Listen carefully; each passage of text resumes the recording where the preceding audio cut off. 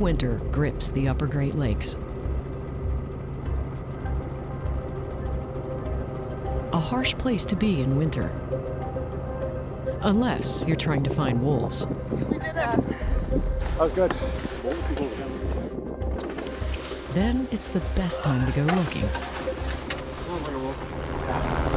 Capture teams from the U.S. National Park Service and Ontario's Ministry of Natural Resources and Forestry are out scouting for wolves to capture them as part of a 3 to 5 year ecosystem restoration effort to move 20 to 30 wolves to a new home on Isle Royale National Park in Michigan.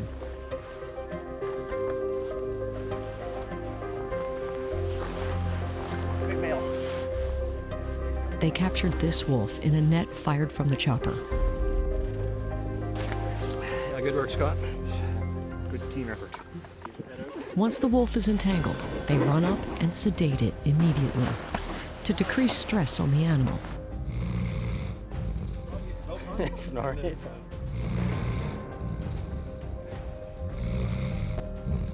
And he's black, a rare color in wolves, an indication that offers genetic diversity, a perfect candidate for relocation.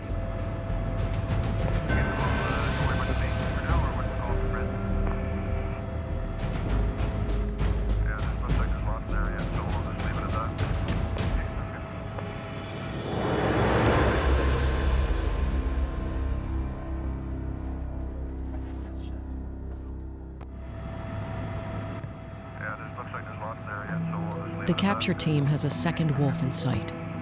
He tries to escape across the frozen lake.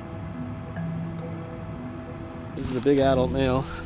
He's very thin, but he's got a big head on him, big teeth, and my guess is it's one that we had collared earlier that dropped its collar. He's been living on Ontario's Michipicoten Island, where wolves have wiped out all of the caribou. Not enough food to go around. Those are big paws. This is a big dog. Yep. And even though he's thin, because when this guy puts some beef back on, he'll be quite the moose killer. It's been a good day. 3 wolves, a black and 2 grays. The wolves are on their way to a veterinary check station in Wawa, Ontario.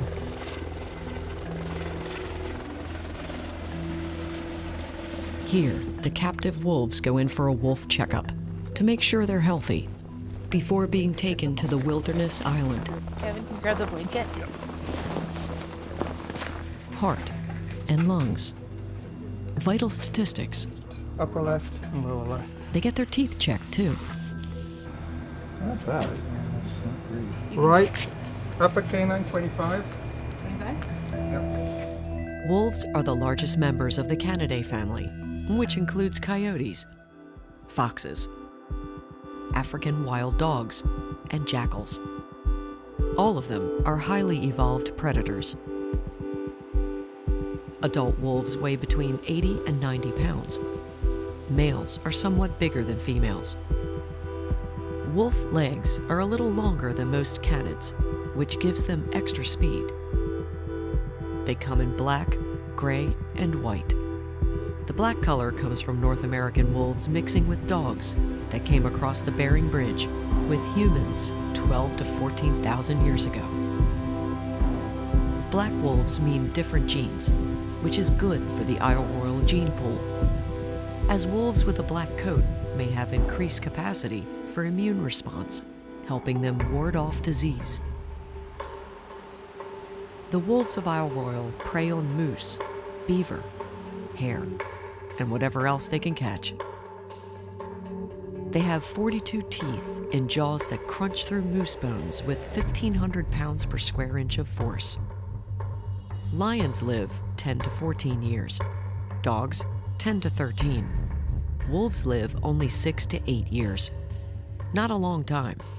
23. So these wolves need to be in top condition, I think so. disease-free and healthy before they join the Isle Royale bunch. Temperature is 37.9, so he's been pretty stable. We'll measure the wolf's body temperature, and we'll be doing that every 5 to 10 minutes while the wolf is anesthetized. because when a wolf is anesthetized, it can't regulate its body temperature as well. So we'll be cooling it off or heating it up as we need to. 14. 14. They also get tested for dog diseases, heartworm, parvo, distemper, canine diseases that wolves get too. That's it. And now we wait for 8 minutes. Parvovirus has already impacted the Isle Royale wolves once. The vets are doing everything they can to make sure nothing like that ever happens again. So what we're seeing here on this test is that blue dot there is the positive control, which means the test has worked. And we're seeing no other positive dots that suggest that he's been in contact or been infected by any of these particular diseases. It's good to go. The tests are negative. No infections from the past. Now the vets want to protect the wolves against the future too. We're giving the wolf vaccinations for common canine diseases like distemper and parvo. Michelle, can you drop that for a sec? rabies. Yep. They get a green ear tag for ID and a GPS collar to help researchers keep track of them in their new home. Because these 2 wolves and a couple dozen more are on their way to a new life in a new world. A world called Isle Royale. Isle Royale is an island. It sits 20 miles off the northwest coastline of Lake Superior, opposite Thunder Bay, Ontario. The story of Isle Royale begins over 1 billion years ago, with 100 or more lava flows from a big volcanic system nearly 1,000 miles long that stretched from about where Kansas is today to southern Michigan, right through the middle of modern Lake Superior. Though Lake Superior didn't exist then, the volcanic system created a basin over time. Cooled lava layers were pushed up along the edges by the clash of continents and the weight of the cooling lava, causing the center to dip, forming a basin with Isle Royale on one edge and the Keweenaw Peninsula on the other. The island itself is held up by tilted lava flows, all stacked on top of each other, with the layers extending almost 2 miles down into the earth. Then, beginning 850,000 years ago, 4 great glaciations covered North America, thousands of feet deep, under great ice sheets. These crunched Isle Royale, bending the hardened lava flows, carving out lakes, creating many smaller islands, and depositing a lot of debris from the glaciers. Finally, the last glaciation retreated from North America about 15,000 years ago, leaving behind the Great Lakes and Isle Royale as we know it today. This process created a unique and isolated ecosystem whose size and distance from the mainland makes it a perfect example of island biogeography. Not too small, not too far, and with a limited number of species, Isle Royale is a laboratory like no other, where the principles of evolution, natural selection, and ecosystem dynamics, like how predator-prey relationships influence the larger ecosystem, can be explored. Native Americans visited here after the great ice sheets retreated several thousand years ago and still celebrate their deep connection to the island. They came for what the island had to offer: rich fisheries, rare plants, and some of the purest copper deposits anywhere on Earth. The Chippewa Nation has always thought of Isle Royale as a sacred place. Today, it's a U.S. national park, which the Park Service rigorously maintains as a wilderness. 45 miles long, 9 miles wide, it's difficult to find a wilder, more isolated place. In 1958, at the invitation of the National Park Service, Purdue professor Durward Allen started the predator-prey study to observe, analyze, and understand the relationship between wolves and moose on the island, and shed light on the importance of predator-prey relationships in ecosystems generally. Importantly, to do it in a place without human influence.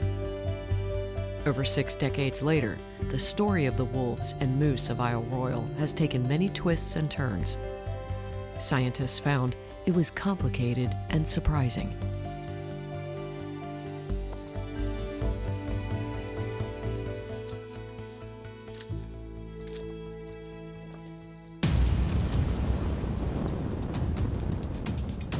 A healthy ecosystem consists of all the organisms living in a particular area, as well as all the non-living physical parts of the environment, such as air, soil, water, and sunlight. The non-living parts are called the abiotic factors.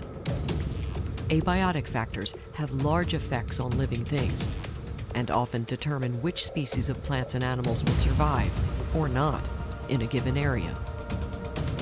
Add an extra abiotic factor to the Isle Royale ecosystem because it's an island. Isle Royale is unique because of its isolation. It's surrounded by the largest surface area of freshwater lake in the world. First, it was rock. It was a clashing of continents. It's copper coming up through the seams. But the water formed it and helped give it its character. It gave it its character by glaciers coming down and scraping clean the whole east end of the island, the bare rock, and then dumping a jumble of soil and rock on the western end, which became the hardwood forest, leaving that thin soil for the boreal forest on this end. And it represents kind of a transition between climates. The weather and climate of North America, of the northern Great Lakes, and Lake Superior itself all shape the ecosystem on Isle Royale. All these influences have created two distinct ecozones on the island. The spruce and fir boreal forest, typically found north of Lake Superior, grow near the lake shore where it's colder. The northern hardwood forests, found to the south of Lake Superior, grow on the higher inland areas of Isle Royale, where it's warmer.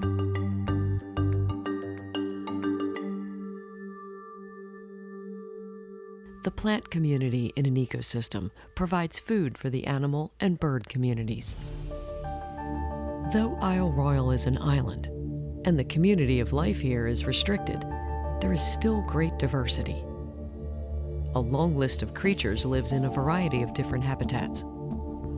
Together, they all make up the web of life on the island. There are many kinds of wetland on the island.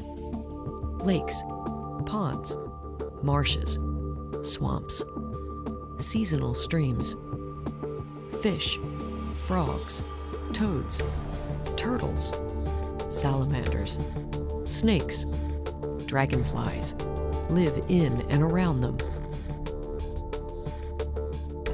Pondweed, water lilies, and other aquatic plants grow. Several kinds of freshwater clam eat up the bottom of dead and decaying plants. Beavers live in them. Moose graze in them. Birds fish in them. Every single species is necessary for the healthy and balanced functioning of Isle Royale wetlands. The numbers of species living across Isle Royale's many habitats is impressive. Over 250 species of bird, waders, swimmers, and divers, including bald eagles, loons, and kingfishers. More than 60 kinds of fish, like the lake trout, walleye, and yellow perch. There are over 20 kinds of mammal, in addition to the moose and wolves. There are muskrats, beavers, otters, mink, marten, 6 kinds of bat. Every single species contributes its part, does its job, plays its role in the health of the Isle Royale ecosystem. And what each species does affects every other species. My job is to make sure it all clicks together, with the overall objective being restoring predation to the island's ecosystem. When we initiated this project, we only had 2 wolves, and essentially predation was 0. And the reason we want to have predation is we want to have that ecological dynamic exerting its force on the moose population. The most prolific of all the plant-eating species on the island is the moose. And if there are too many moose, they overgraze the plants and trees they prefer, thereby altering the future of Isle Royale's forests. In the last few years, the wolf population all but disappeared. Abiotic influences, disease, climate, genetics, left only 2 wolves on the island. Wolves don't eat plants, but they eat other animals that eat plants, like moose and beaver.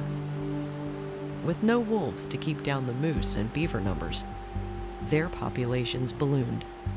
The moose began to overgraze the island and change the forest.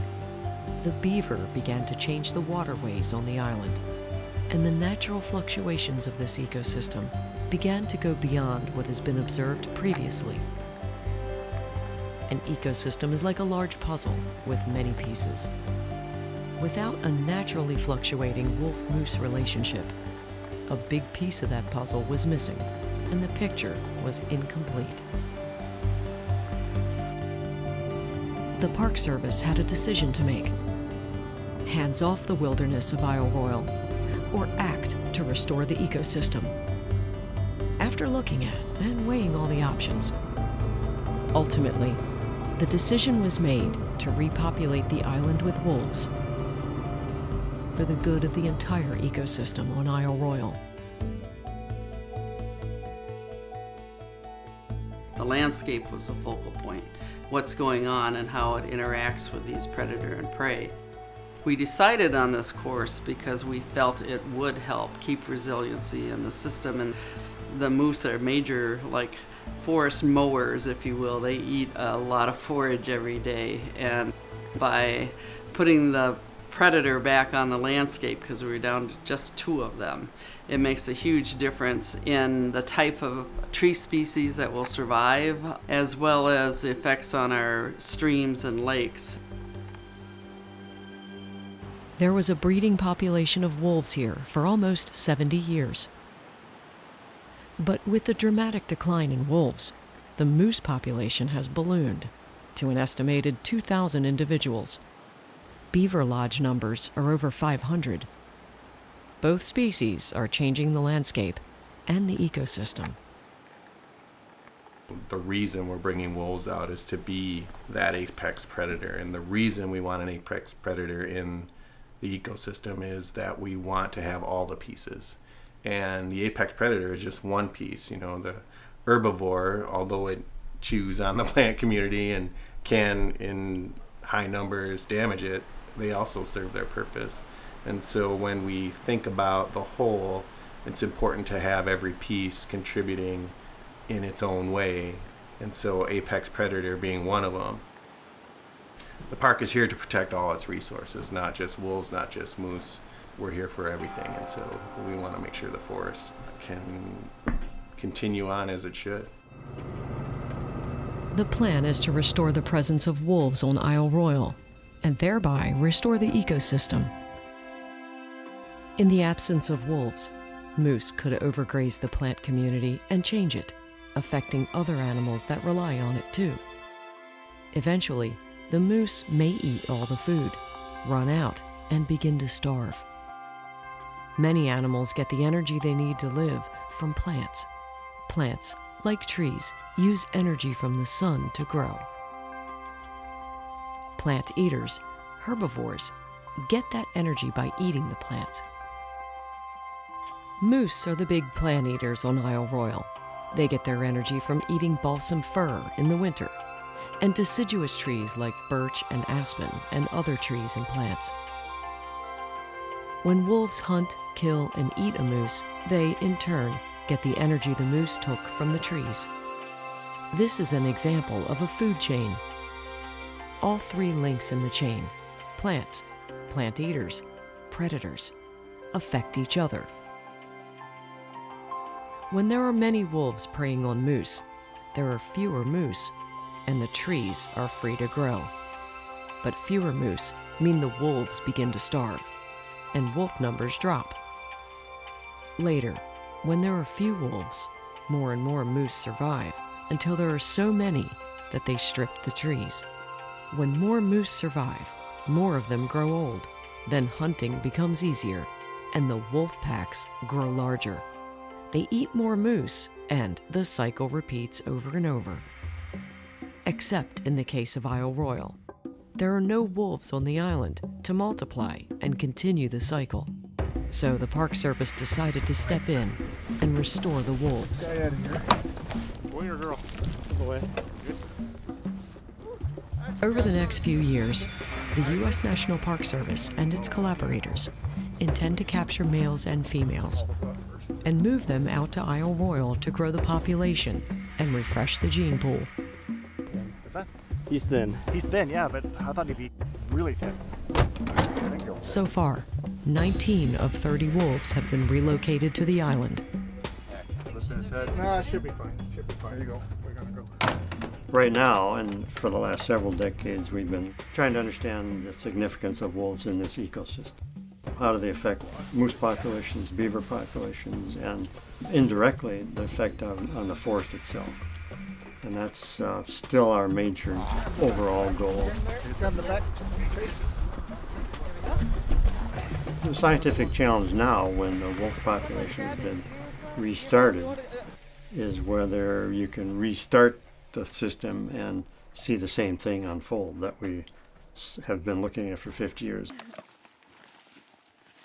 Rolf Peterson is a wildlife biologist who, for the past 50 years of his career, has made Isle Royale his central focus. For him, the relationship between wolf and moose on the island is the important one to watch. So we have about 20,000 bones collected from moose over the last 60 years. And so we've got a record of Isle Royale produced moose that stretches back to World War II. So we collect these moose bones to keep track of the moose population health and body size over decades. And wolves provide most of these bones for us. We have special teams of volunteers that go through the woods for a week at a time in the summertime looking for bones also, in addition to the ones we find in the wintertime. And then we also collect a metatarsal bone, which is the lowest leg bone in a moose's rear leg, because this is sensitive to early nutrition. So it's about half grown when a moose is born, and it's a reflection of the health of the mother. The mother of the calf really determines how well off her calf is nutritionally and how big it is when it's born. And that turns out to have a lifelong effect on the lifespan of that moose and the susceptibility to arthritis. Yeah, a lot of the health challenges of moose, old moose, are similar to those of people. The park has also reached out to universities to expand the ecosystem studies. Park Service and student crews from the State University of New York's College of Environmental Sciences and Forestry review collar data for clusters of wolf activity, and then hit the field to search for and evaluate what drew the wolf to the site. We got a moose bed.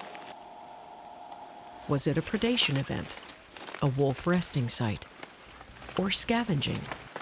Little pieces of wolf hair in this bed. Probably some from the undercoat. Oh, wow. Yeah. As we all know, over long term, wolves typically form what we refer to as packs. Yet here we have an introduction effort where wolves have come from a number of different locations that have been put on this landscape that they're unfamiliar with. So one thing we're very interested in is social organization of the wolves in this introduction. Who will they interact with? Who will they avoid? Who will they actually join together with to form associations and ultimately packs? And where will those packs occur on the landscape? The wolves may be the stars of Isle Royale, but the moose play a strong supporting role, so they're getting collars too. So scientists can keep track of the moose as well as the wolves.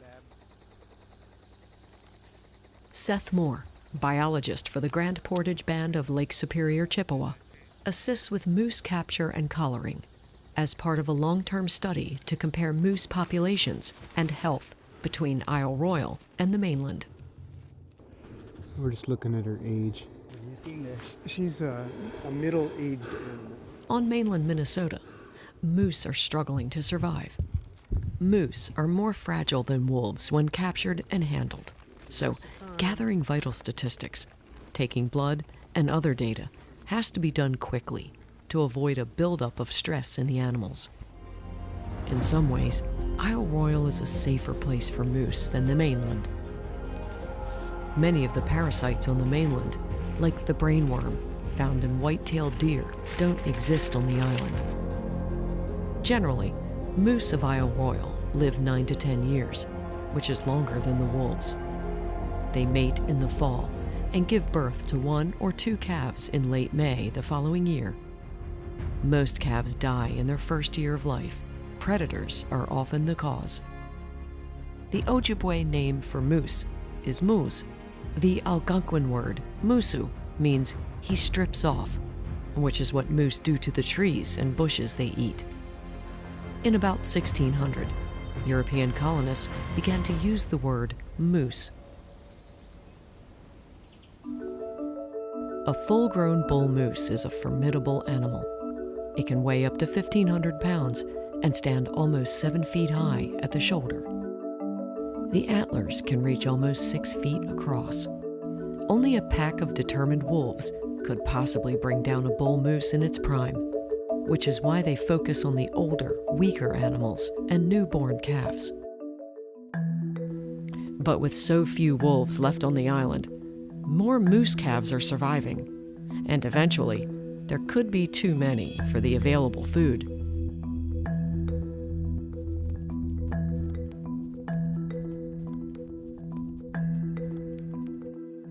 Lynette Potvin is an ecologist at Isle Royale National Park. Her specialty? The connection between the plant community on the island and the moose. The moose population is basically going to eat themselves out of house and home, and they won't have any sort of forage availability. That's bad for the moose and other island creatures. So we have marten that use large deciduous trees for habitat. Snowshoe hare also browse on all of the same species that the moose do, but in lower densities. We have beavers, which are dependent on aspen for building their dams. And so when we have these high populations of different herbivores, it basically changes the entire way that the ecosystem functions. What we're expecting to see is a cascading effect of wolves regulating the population of moose, and in turn, the moose will be more limited in their browse across the island. So we'll see more balsam fir on the west end, and on the east end, we'll see more recruitment of aspen, one of the important species on the other side of the island, and sugar maples. In short, more biodiversity.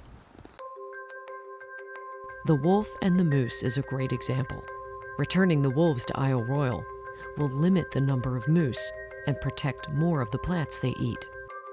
That'll help the many species that also depend on those plants. The wolf needs the moose, and the moose needs the wolf for the ecosystem to function.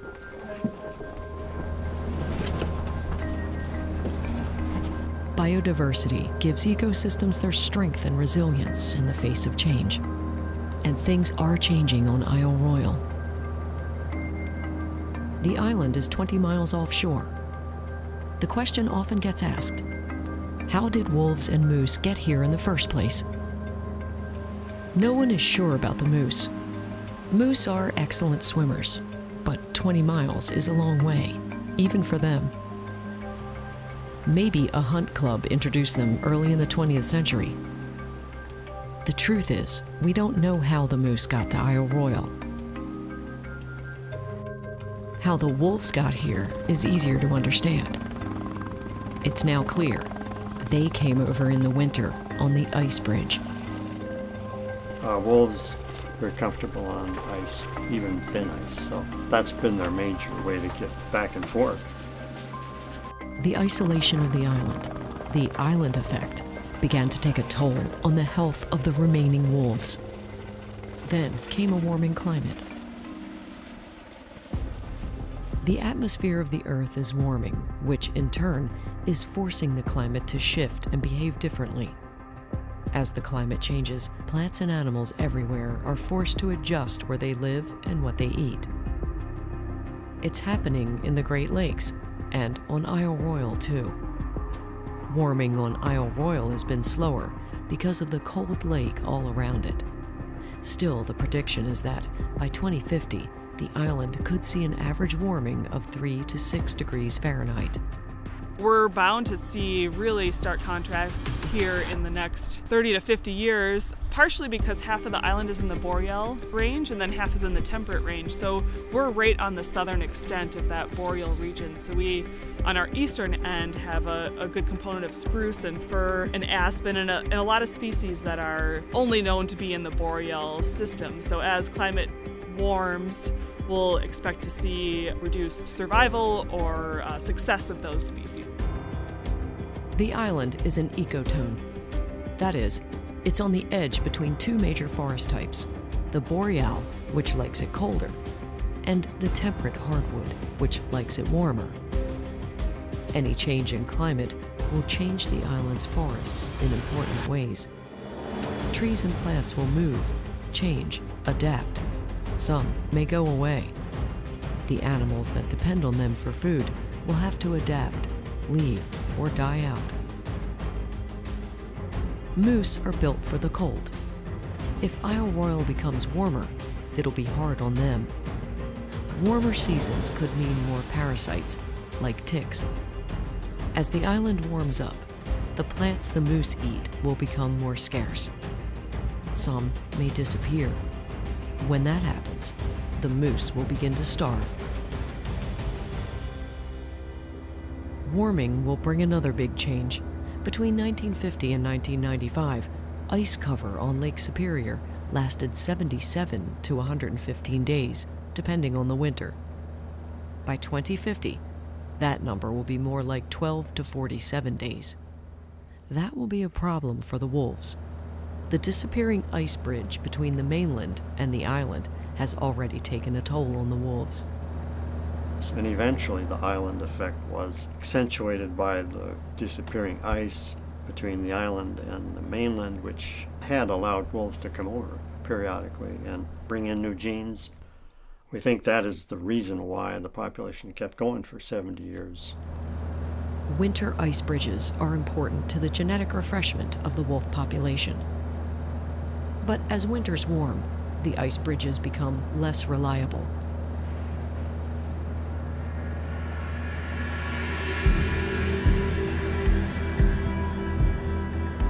So today, the new bridge to Isle Royale is by air and boat, and these mainland wolves are the founders of a whole new population on Isle Royale.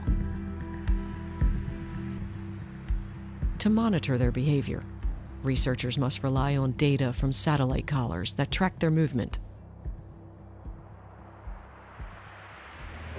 The latest collars let researchers track where the wolves go, which ones stay together, the territory they establish, and how well they're doing as predators. Field scientists with the Park Service are watching the movements of the wolves. Once a day, the GPS collars transmit their locations. As the days and weeks go by, the dots on the map show movement, but is there a pattern? Is a cluster of dots a new pack forming? Is this single dot that hasn't moved a denning female? What the teams are looking for now is the formation of at least one wolf pack, which will indicate a mating pair and any possible sign of newborn pups. But the collars can only reveal so much. To truly understand what's happening, researchers must gather more tangible evidence from the field. We've had some issues with some of the GPS collars that have been put on these wolves. Some of them have been failing prematurely. And so we have a camera array currently deployed across the island, and we're reviewing those images to look at wolves that trigger the cameras, and we're looking for evidence of pups. We're also going to potential den sites, rendezvous sites, and looking for evidence, particularly scats that may be there, to determine, first of all, if they are wolves, and then if the quality is high enough, individual identification of those scats, so we can get a minimum number of wolves pups in this case that may have been born to a particular female. The park has deployed over 150 cameras, hoping to capture images of any pups born on the island. Their first success emerged early in 2020, when researchers returned to recover footage captured during the fall and winter of 2019. When we came back this spring, we picked up an image showing definitely 2 pups from last September that would have been born to the female translocated to Isle Royale. So she was translocated pregnant. She successfully found a place to den and reared pups, and they survived through to the winter. Oh, it's great news because it's important that the population contain individuals of all ages so that when these yearlings grow up, they'll hopefully disperse from their territory and intermingle with other wolves. That's not all they found that spring.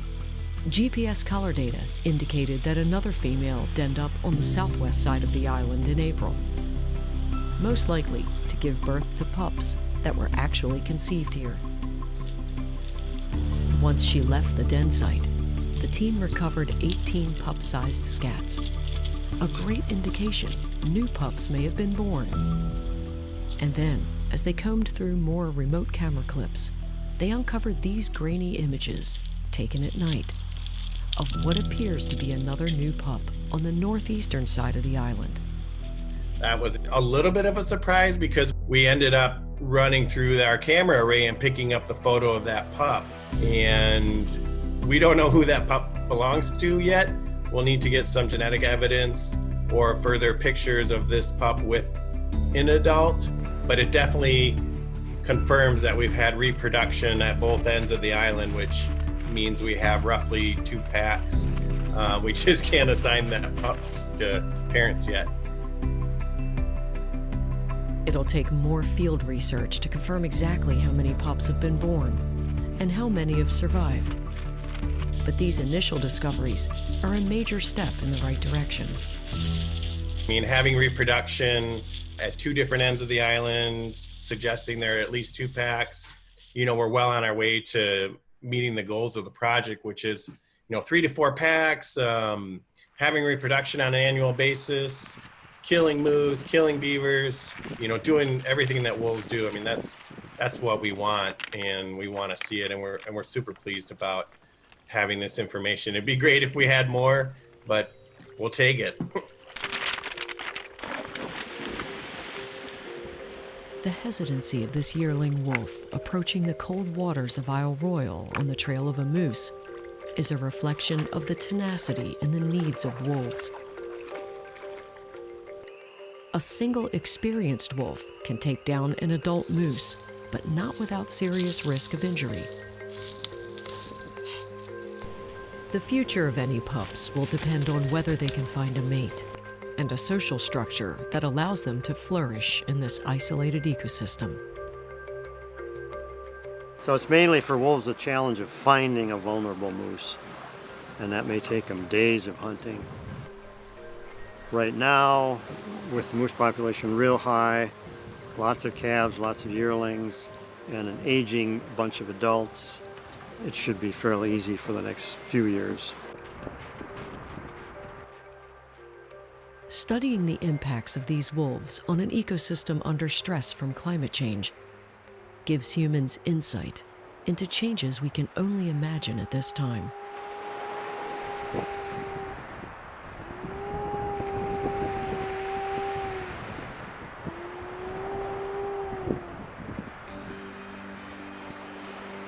Isle Royale is a very unique environment to work in, and it's really tough to fully understand some of the stories that are here.